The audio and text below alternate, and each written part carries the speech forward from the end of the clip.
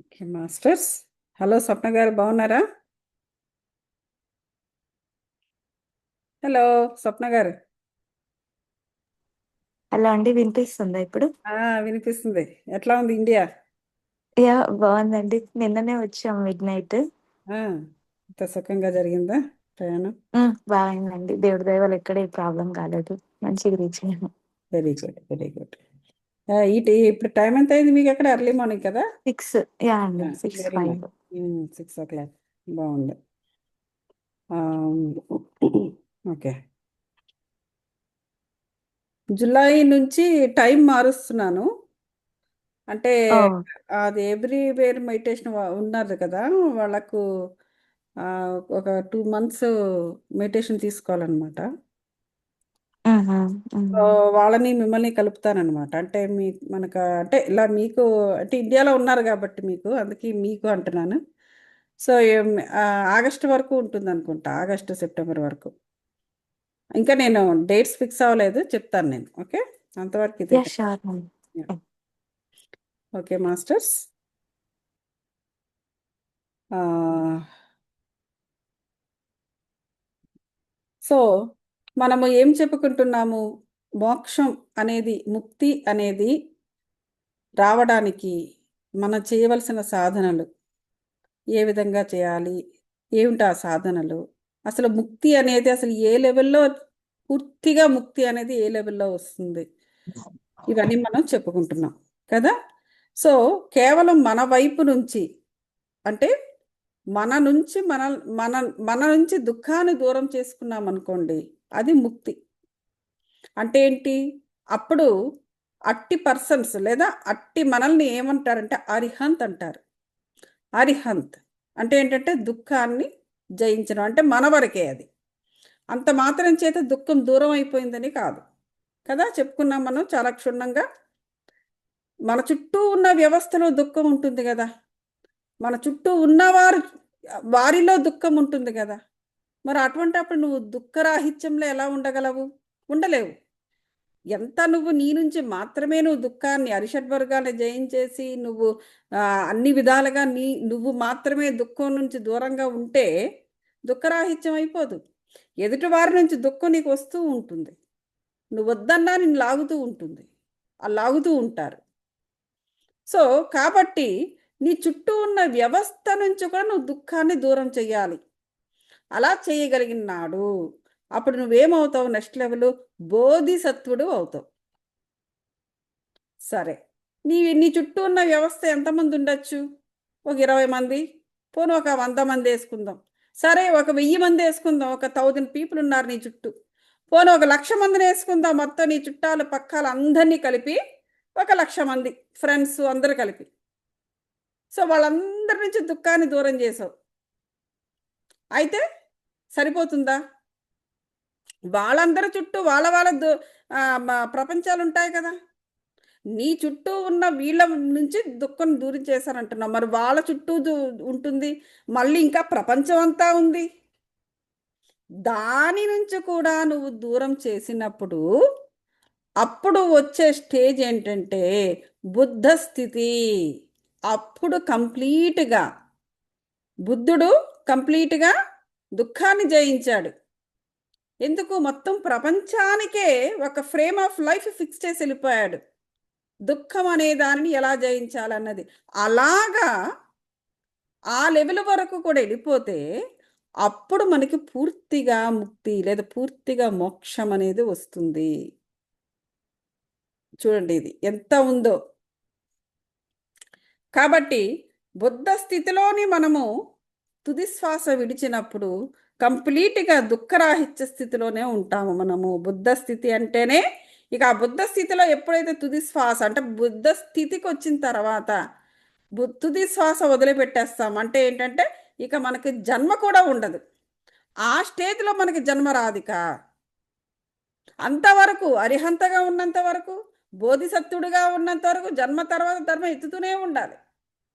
బుద్ధ స్థితిని గనక మనం అచీవ్ చేస్తే తుది శ్వాస ఇంకా అదే, ఇంకా ఆఖరు జన్మే ఉండదు ఇక. సో అది. సో ఇప్పుడు నెక్స్ట్ చదువుతున్నాను. ఇప్పటికే ఎన్నో జన్మలు ఎత్తాం మనం. అంతే కదా. ఇప్పటికి మనం ఎన్నో జన్మలు ఎత్తుకుంటూ వస్తున్నాము, ఎన్నోసార్లు పుట్టాము, ఎన్నోసార్లు చనిపోయాము కూడా. మనకి చనిపోవడం కొత్త ఏం కాదు, కాకపోతే మనకు గుర్తులేదంతే. సో కాబట్టి భగవద్గీతలో కృష్ణుడు కూడా ఏమంటాడు,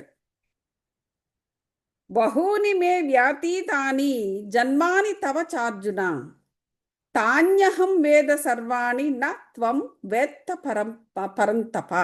అంటే అర్జున, నువ్వు నేను ఎన్నో జన్మలు కలిసెత్తాము ఏం చెప్తున్నారు కృష్ణుడు. నాకు నా జన్మలు నీ జన్మలు కూడా నాకు గుర్తున్నాయి, కానీ నీకే ఏమీ తెలియదు అన్నాడు. కారణం ఏంటి చెప్పండి? Very simple. కృష్ణుడు అర్జునుడు చాలా జన్మలు కలిసి ఎత్తుతున్నారు వాళ్ళు.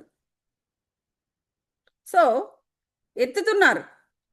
ఈయనకు తనెన్ని జన్మలు ఎత్తాడు, అర్జునుడి యొక్క జన్మలు కూడా గుర్తున్నాయి కృష్ణుడికి, కానీ అర్జునుడికి ఏమీ గుర్తులేదు. ఎందుకలా? ఎందుకంటే అతను దుఃఖాన్ని జయించలేదు అర్జునుడు. ఈయన అలా కాదు. అరిహంత్ నుంచి బోధిసత్వుడు పరమాత్మ కూడా అయిపోయాడు. ఈయన మాత్రం ఏమీ ఆ ఎఫర్ట్ పెట్టలేదు అర్జునుడు. ఆఖరికి కురుక్షేత్ర యుద్ధం దగ్గర కూడా కృష్ణుడు చెప్పింది అదే, నువ్వు అందులో నుంచి బయటకు వస్తే గానీ యుద్ధం చేయలేవు, యుద్ధం నువ్వు చేస్తే గానీ నువ్వు ఆ కర్మల నుంచి బయటికి రావు, వ్యామోహం నుంచి బయటికి రావు, నీకు ముక్తి రాదు. అలాగైతే నువ్వు యుద్ధం చెయ్యి, కర్మ చెయ్యి అని చెప్పేసి అందుకే చెప్తుంటాడు. అందుకే గీత అంతా వచ్చింది అసలు, భగవద్గీత. కాబట్టి ఇక్కడ ఏంటంటే ఎవరి నీ ఇష్టం అది.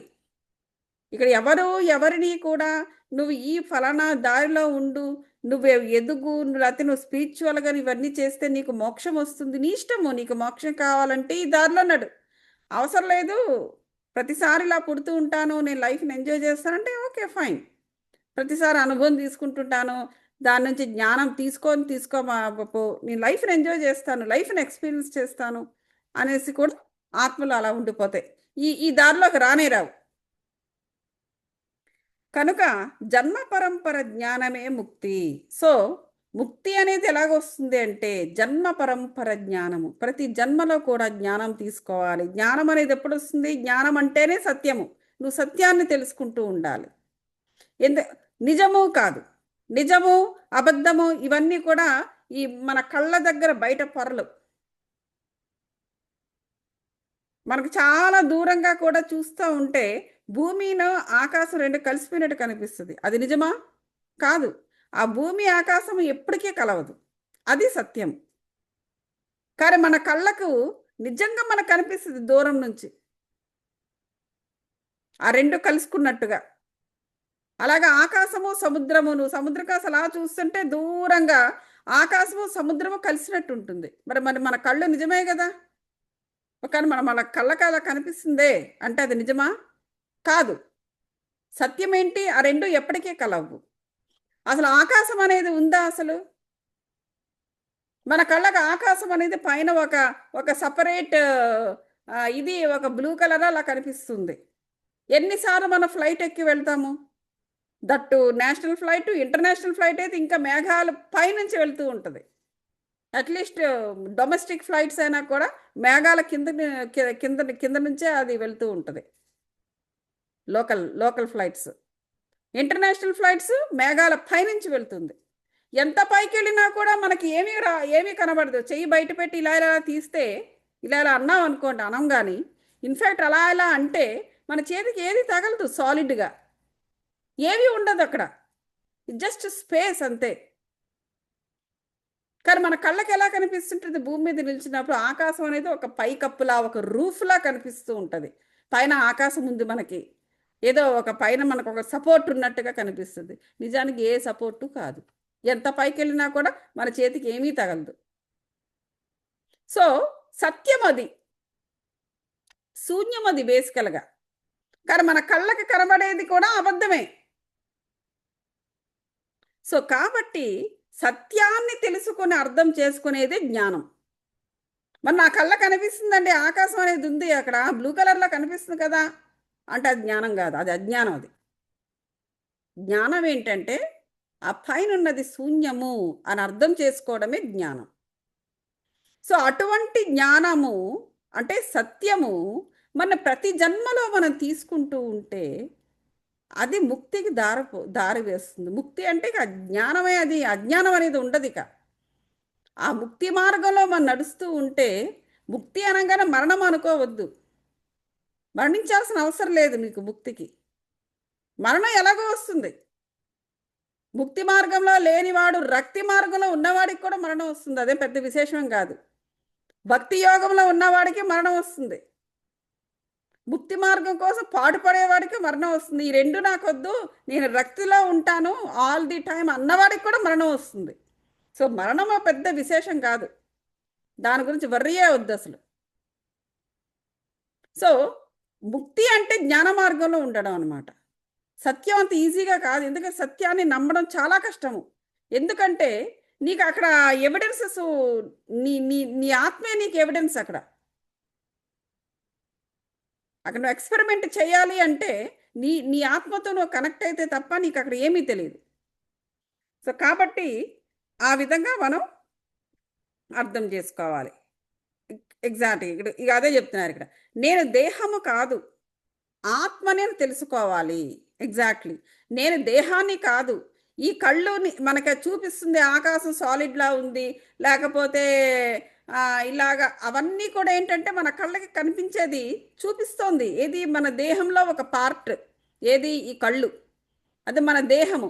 మనము అంటే ఆ దేహమే అని నమ్మి మనం అక్కడే ఉండిపోయామనుకో, నువ్వు సత్యాన్ని తెలుసుకోలేవు. నువ్వు సత్యాన్ని తెలుసుకోవాలంటే నీ ఆత్మతో నువ్వు కనెక్ట్ అవ్వాలి. అది అక్కడ ఉన్నది శూన్యమే తప్ప అది కళ్ళకు కనిపిస్తుంది కదా అని సాలిడ్ కాదు అని నీకు తెలుసుకోవాలి, నువ్వు అర్థం చేసుకోవాలి. తెలుసుకున్న దాన్ని నువ్వు నమ్మాలి అంటే ముఖ్యంగా అది తెలుసుకోవడం పెద్ద విశేషమేం కాదు. పుస్తకాల్లో రాస్తూ ఉంటారు కదా, చదువుతూ ఉంటారు అందరూను, లేదా వాళ్ళు వీళ్ళు చెప్పుకుంటూ ఉంటే వింటారు. సో తెలుస్తుంది, తెలియడం పెద్ద విశేషం కాదు, కానీ దాన్ని నమ్మాలి. ఆ నమ్మకం అనేది కూడా ఒక ఎనర్జీ, అది ఒక స్పిరిచువల్ ఎనర్జీ. స్పిరిచువల్ విషయాలను మనం నమ్మాలి. అంటే నీకు అక్కడ సత్యాన్ని అంటే నువ్వు సత్య మార్గంలో ఉంటేనే నువ్వు నమ్మడం జరుగుతుంది. ఆ స్పిరిచువల్ ఎనర్జీస్ అనేవి నీలోకి వస్తాయి. నువ్వు సత్య మార్గంలో లేనప్పుడు నీకు అసలు అది నమ్మకం నీకు కుదరదు. అది దానివల్ల అవ్వదు, అదొక సపరేట్ ఎనర్జీ అంతే. అది అలా జరుగుతుంది అన్నట్టు. భగవద్గీత చదువుతారు అందరూ, సంస్కృతం వచ్చిన వాళ్ళందరూ కూడా ఏంటి దాంట్లోని రాగాలు తీసిమని భగవద్గీత చదువుతారు. అయితే అలా చదివిన వాళ్ళందరూ కూడా స్పిరిచువలా కాదు. స్పిరిచువలా అంటే వాళ్ళ సత్య మార్గంలో ఉండి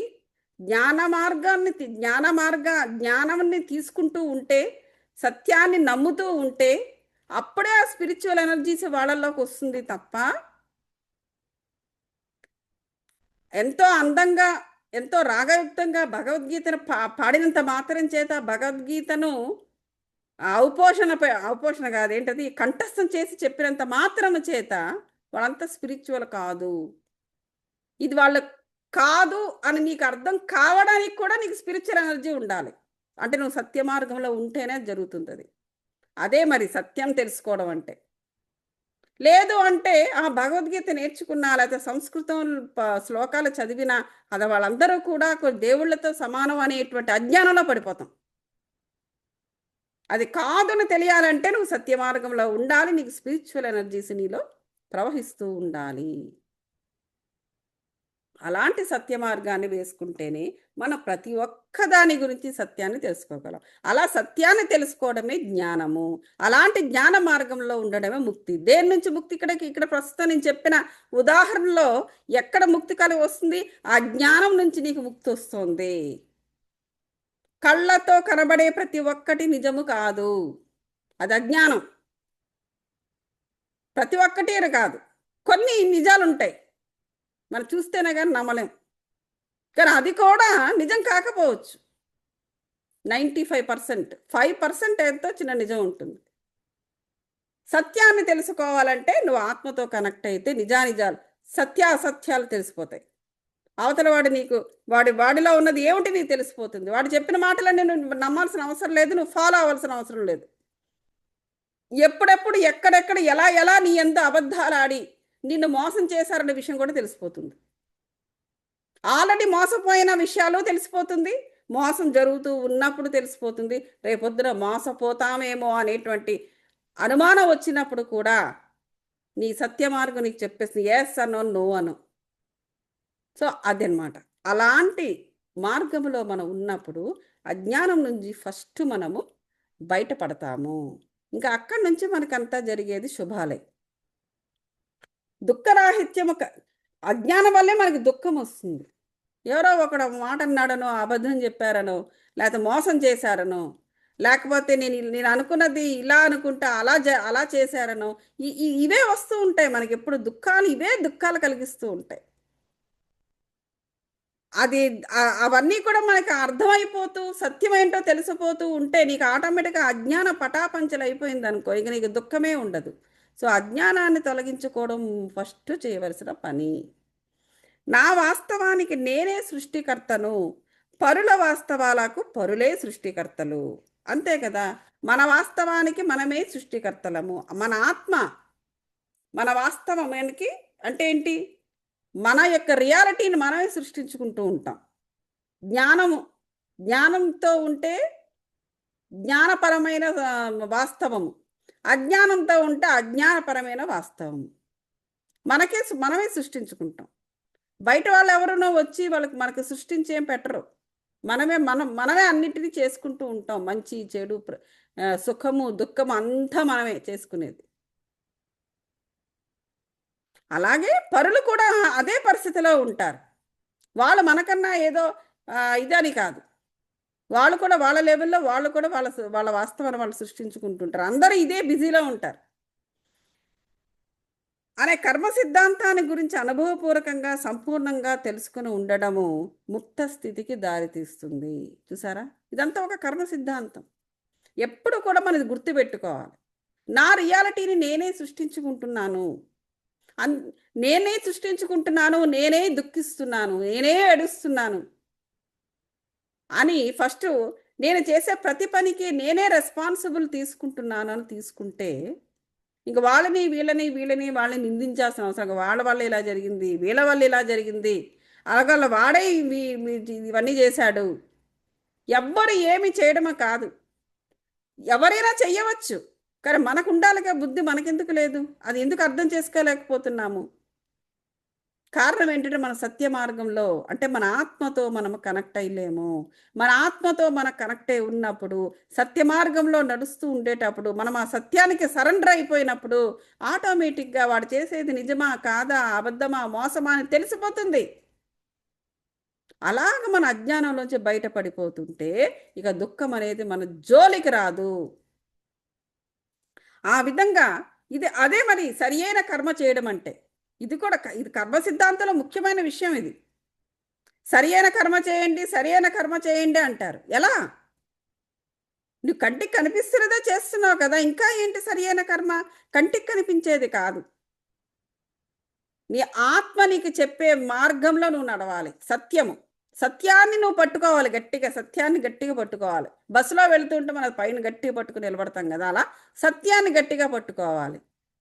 సత్యాన్ని గట్టిగా పట్టుకుంటేనే మనం సరైన కర్మ చేస్తాము, లేకపోతే సరైన కర్మ చేయము. కళ్ళు చెప్తున్నాయని కళ్ళను బట్టి చేస్తాం, ముక్కు చెప్తోందని ముక్కును బట్టి చేస్తాం, చెవులు చెప్తున్నాయని చెవులు బట్టి చేస్తాం, లేకపోతే నోరు చెప్తోంది, లేకపోతే వాళ్ళెవరో చెప్పారు, వీళ్ళెవరో చెప్పారు, అవన్నీ చేసుకుంటూ వెళ్ళిపోతాం. అవన్నీ సత్యాలు కావు. ఈ ముక్త స్థితి ప్రార్థన ద్వారా రాదు. అదే ప్రార్థనలు చేస్తే వచ్చేది, భజనల ద్వారా రాదు, తీర్థయాత్రల ద్వారా రాదు. డబ్బులు ఖర్చు పెట్టుకోకండి.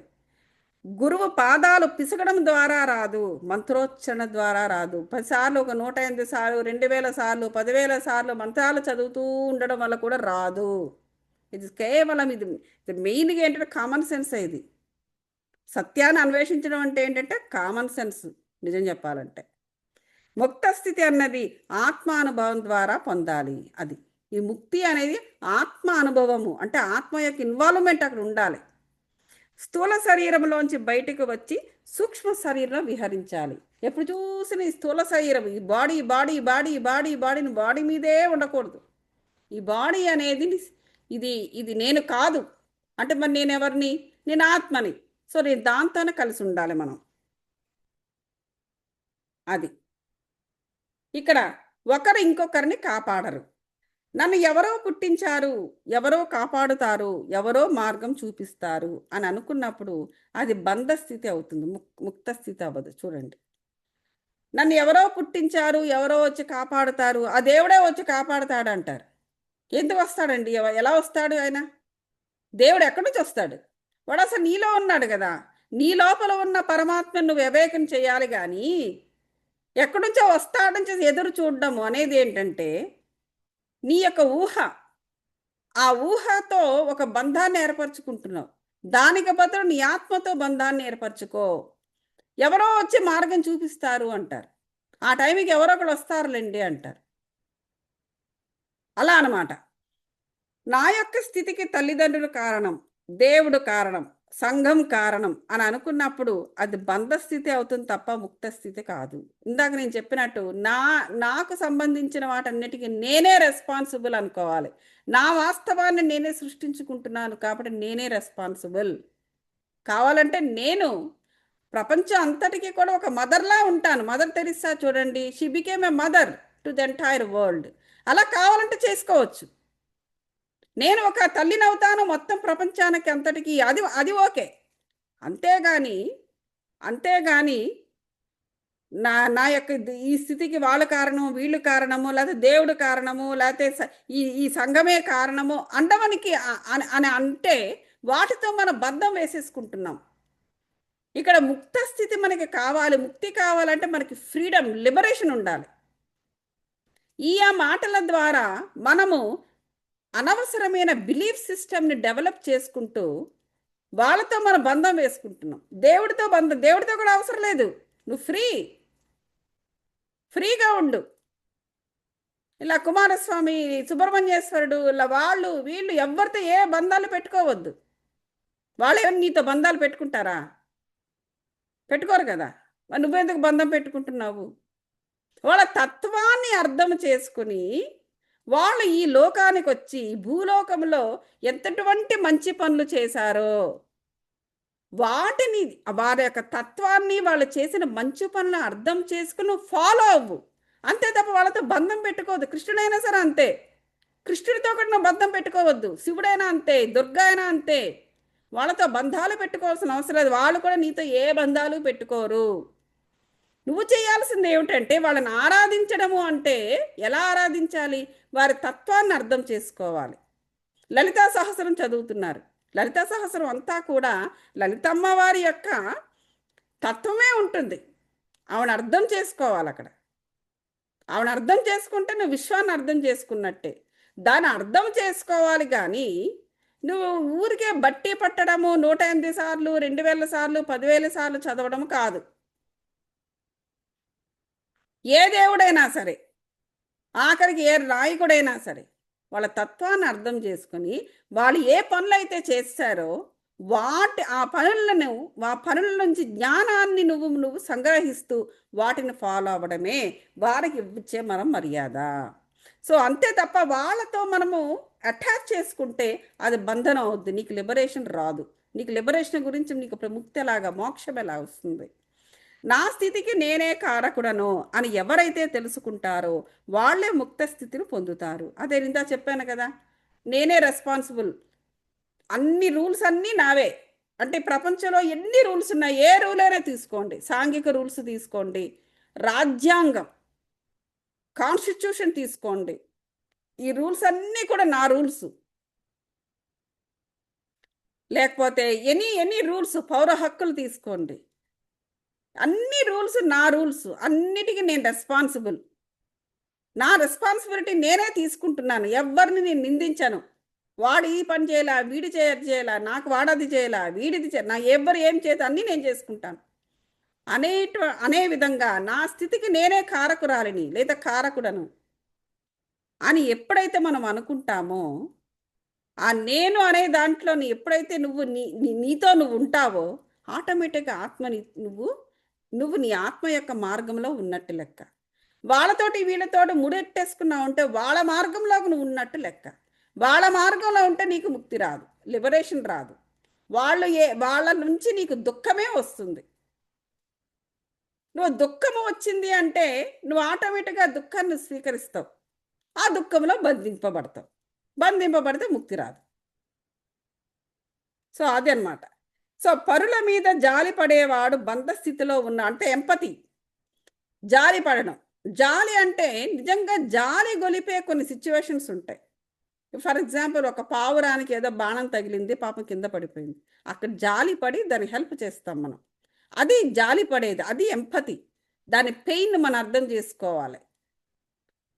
అంతే తప్ప అనవసరమైన జాలి, చూపించాల్సిన దానికన్నా ఎక్కువ ప్రేమ చూపించడం, ఇదంతా కూడా మెంటలీ ఇల్. నేను మన క్లాస్ తీసుకున్నాను, నేను స్పిరిచువల్ టాబ్లెట్స్ క్లాస్. నువ్వు ఎక్కడ, అదంతా దానికి కారణం ఏంటంటే ఎక్కడ కరెక్ట్గా అభిమానం చూపించాలో అక్కడ చూపించడం మానేయడం. ఎక్కడైతే మనము ఎవరైనా చనిపోయారు, వాళ్ళ ఇంటికి వెళ్ళాం, పరామర్శించాలి కదా వాళ్ళ ఇంట్లో వాళ్ళని, పాపం ఏడుస్తూ ఉంటారు. ఆ టైంకి ఇక అది నోరు రాదు. ఆ టైంకి అలా అక్కడ నిలబడి వెళ్ళిపోవడం.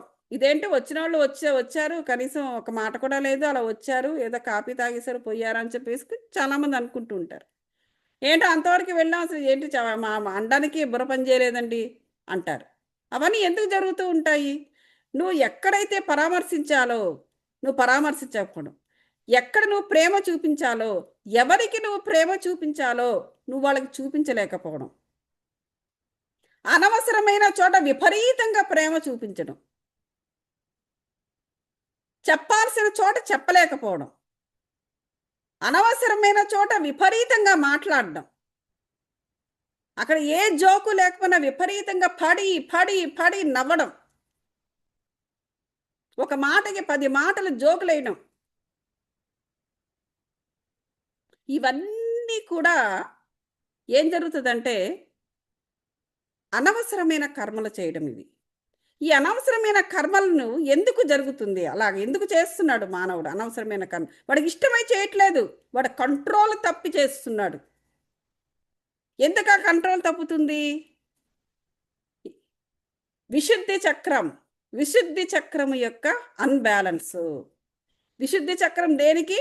Communication between you and the పరమాత్మ, ద హయ్యర్ సెల్ఫ్. నీకు ఆ పరమాత్మకు లేకపోతే హయ్యర్ సెల్ఫ్కి ఉన్న కనెక్షన్, అది విశ్వానికి ఉన్న కనెక్షన్. ఆ కనెక్షన్ డిస్కనెక్ట్ అయినప్పుడు, లేదా నువ్వు ఆ కనెక్షన్ పెట్టుకోనప్పుడు ఏమవుతుందంటే దేహము ఈ విధంగా ప్రవర్తిస్తూ ఉంటుంది. అదొక సిక్నెస్ అన్నమాట. అంటే నీ బ్రెయిన్ నీకు కంట్రోల్లో ఉండదు. అనవసరమైన బంధాలను నువ్వు ఏర్పరచుకుంటూ ఉంటావు, పనికి మాలిన బంధనాలు ఏర్పరచుకుంటూ ఉంటావు. నీకు ముక్తి ఎలా వస్తుంది? అజ్ఞానం పేరుకుపోతుంది, అనవసరమైన కర్మలు విపరీతంగా చేస్తుంటావు. సో ఇవన్నీ కూడా ఏం జరుగుతూ ఉంటుంది? అనవసరమైన ఎంపతి. ఇంత చూపించాల్సింది అంటే పావడా యాక్షన్కి రూపన్నర యాక్షన్ చేయడం. సో ఇవన్నీ కూడా నీకు అనవసరమైన బంధ స్థితిలోకి తోసేస్తుంది. అప్పుడు నీకు ముక్త స్థితి రాదు. అది కాబట్టి అవసరమైనప్పుడు జాలి పడాలి. కానీ వాళ్ళు లో ఎనర్జీస్తో కనెక్ట్ అయి ఉన్నప్పుడు వారికి తెలియకుండానే వారు సెల్ఫ్ పిటి అనేటువంటి స్థాయిలో ఉంటారు. వాళ్ళని వాళ్ళే బ్లేమ్ చేసుకుంటూ ఉంటారు, వాళ్ళే విపరీతంగా జాలి పడిపోతూ ఉంటారు.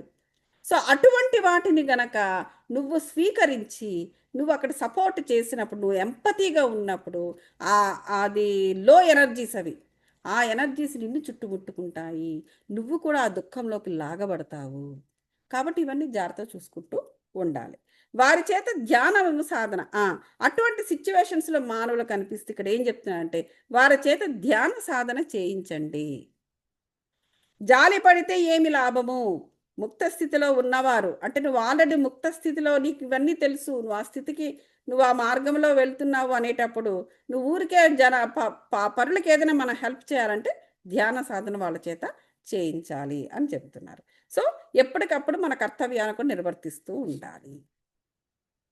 అది అంతేకా తప్ప జాలి పడుతూ ఉంటే సమయం వృధా అవుతుంది. వాళ్ళకి వృధా. వాళ్ళు ఆల్రెడీ సెల్ఫ్ పిటీలో ఉండి అనవసరమైన జాలి వాళ్ళ మీద వాళ్ళే జాలి పొందుతూ టైం వేస్ట్ చేసుకుంటున్నారు.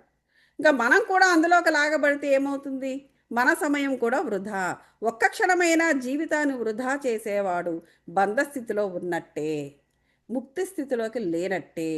ఎవరైతే ముక్తి స్థితిలో ఉంటారో వాళ్ళు జాలి పడడం ద్వారా సమయాన్ని ఎప్పుడూ వృధా చెయ్యకూడదు. ఎప్పుడు కష్టపడుతూ ఉండాలి. చూడండి చీమలు ఉంటాయి. రాత్రిపూట కూడా చూడండి అవి పడుకోవు చీమలు. ఏమిటేమిటో ఎక్కడెక్కడికో వెళ్ళిపోతూ ఉంటాయి అలా బారులు తీరి. ఏదేదో మోసుకొని వెళ్ళిపోతూ ఉంటాయి ఆ చెట్ల మీద. కావాలంటే చూడండి నైట్ అయినా సరే వాళ్ళకి అవే చేస్తూ ఉంటారు. అలాగే మానవుడు ముక్త స్థితికి దారి తీయాలనుకునేవాడు కష్టపడుతూ ఉండాలి. లేకపోతే విశ్రాంతి తీసుకుంటారు. లేకపోతే హాయిగా ఆనందంగా జీవిస్తూ ఉంటారు. అంతేగాని దుఃఖిస్తూ ఉండకూడదు. సపోజ్ నువ్వు ఆ ముక్త మార్గంలో అయితే కష్టపడుతూ ఉండాలి. లేదా విశ్రాంతి తీసుకో, తప్పులేదు. హాయిగా ఆనందంగా ఉండు, అంతేగాని దుఃఖంలో ఉండద్దు. జాలి పడుతూ ఉండద్దు. జాలి లేకపోవడం అన్నది కార్లోస్ కాస్టెనెడా అంటే రూత్లెస్నెస్ అన్నాడు. అంటే అర్థం ఏంటంటే జాలి పడకూడదని కదా, నో పిటీ స్టేట్ అన్నమాట. అది జాలి పడకూడదు అంటే నేను చెప్పాను కదా, ఒక పావురం గనక దెబ్బ తగిలితే జాలి పడి దానికి మందు పెట్టి కట్టు కట్టి అవన్నీ చేయవచ్చు. అది జాలి, అది చూపించాల్సిన జాలే. కానీ ఇక్కడ ఊరికే వాళ్ళకి వాళ్ళే నిందలు అదంతా వాళ్ళ మెంటల్ ఇల్నెస్. ఏవో రకరకాల పనికిమాలిన పనులు చేస్తారు, అనవసరమైన కర్మలు చేస్తారు. వాటి నుంచి వచ్చే ఫలితాన్ని అనుభవించడానికి లేకపోతే ఫలితాన్ని ఎదుర్కోవడానికి ధైర్యాలు ఉండవు. అప్పుడు ఆటోమేటిక్గా ఏం జరుగుతారు మనుషులు, వాళ్ళని వాళ్ళు సెల్ఫ్ పిటీలోకి వాళ్ళే తోసేసుకుంటారు. అటువంటి జాలిని నువ్వు స్వీకరించకూడదు. స్వీకరిస్తే ఆ దుఃఖం కూడా నీకు వస్తుంది. అది సో కాబట్టి సెల్ఫ్ పిటీ అనే దానికి సహకరించద్దు. అవతల వారి మీద జాలి పడే బదులు ఆ సమయంలో కళ్ళు మూసుకోవని ధ్యానం చేయమని చెప్పండి. శ్వాస మీద ధ్యానం పెట్టమనండి. మీరు కూడా శ్వాస మీద ధ్యాస పెట్టండి. చిత్తాన్ని నివృత్తి చేసుకోబోయి ఊరికే ఎందుకు అలా ఆలోచిస్తావని మనం చెప్పాలి. నీ మనస్సుని ఫ్రీగా ఉంచుకో, ఊరికే అదే ఎందుకు ఆలోచిస్తున్నావు అని వారికి మంచి పాటలు చెప్పాలి. పుస్తకం చదవాలి, పుస్తకాన్ని ఇవ్వాలి. మనం పుస్తకం చదువు, ఈ పుస్తకం చదివితే నీకు ఎన్నో లాభాలు ఉంటాయని వాళ్ళకి పుస్తకాలు చదవడం, ధ్యానం నేర్పడం ఇట్లాంటివన్నీ చెయ్యాలన్నమాట. అలాగే పిరమిడ్లో వెళ్ళి కూర్చో అని చెప్పాలి. నువ్వు మెడిటేషన్ చేసినా చేయకపోయినా పర్లేదు, వెళ్ళి పిరమిడ్లో కూర్చో ప్రశాంతంగా అని చెప్పాలి. పిరమిడ్ నీకు శక్తినిస్తుంది అని చెప్పాలి. సో వాళ్ళ చేత సరైన సాధన కూడా మనం చేయించాలి.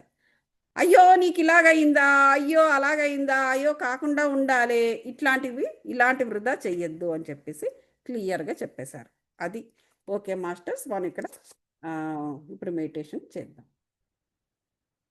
ఓకే, అందరు కూడా కళ్ళు మూసుకోండి మాస్టర్స్. వెన్నెముకను నిటారుగా పెట్టండి.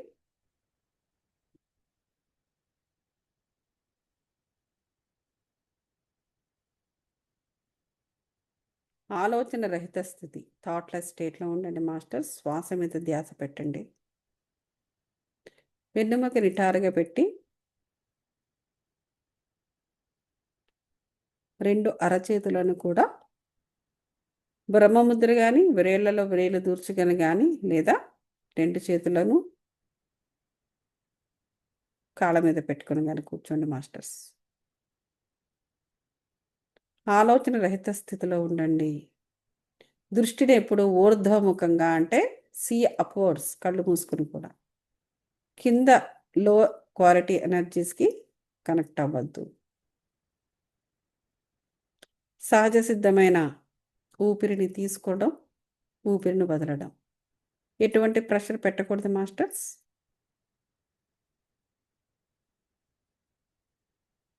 కాస్మిక్ పాజిటివ్ డివైన్ ఎనర్జీస్ని యాక్సెస్ చేయొచ్చున్నా మాస్టర్స్. జలపాత ధార వలె light energies, brightest light energies, golden rays healing energies, అలాగే ప్రాణశక్తి లైఫ్ ఎనర్జీస్ జలపాత ధారల మీద ప్రవహిస్తున్నట్టుగా ఊహించండి మాస్టర్స్. పూర్తిగా ఎనర్జీలతో ఆరా నిండి ఉన్నది. ఆరాను ఇంకా బిగ్గర్ సైజులో ఊహించుకోండి మాస్టర్స్.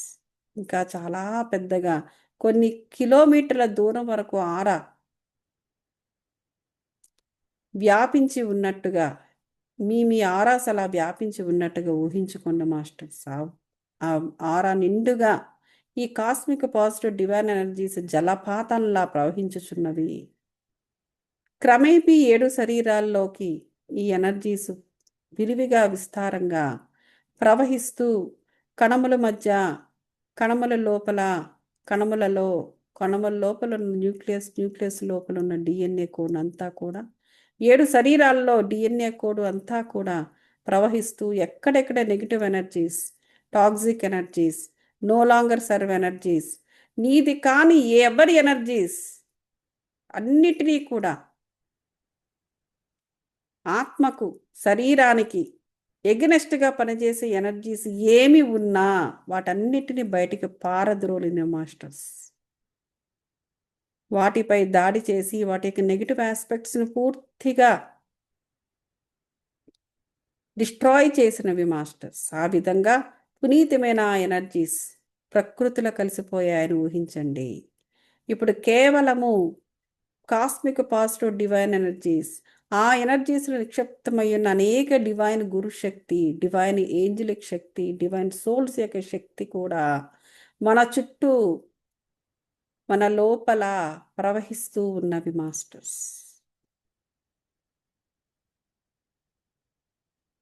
ఆత్మతో కనెక్ట్ అవ్వండి మాస్టర్స్. ఆత్మ యొక్క లక్షణాలైన చిదానంద స్థితిని, ప్రశాంతతను, అలాగే అన్కండిషనల్ లవ్, అవ్యాజమైన ప్రేమ, పరమాత్మతో కనెక్ట్ అయి ఉండడానికి ముఖ్యమైనది అవ్యాజమైన ప్రేమ సూత్రము. ఆ సూత్రముతో మిళితమై ఉన్న ఆత్మతో కనెక్ట్ అవ్వండి. మీ ఆత్మలతో కనెక్ట్ అవ్వండి మాస్టర్స్.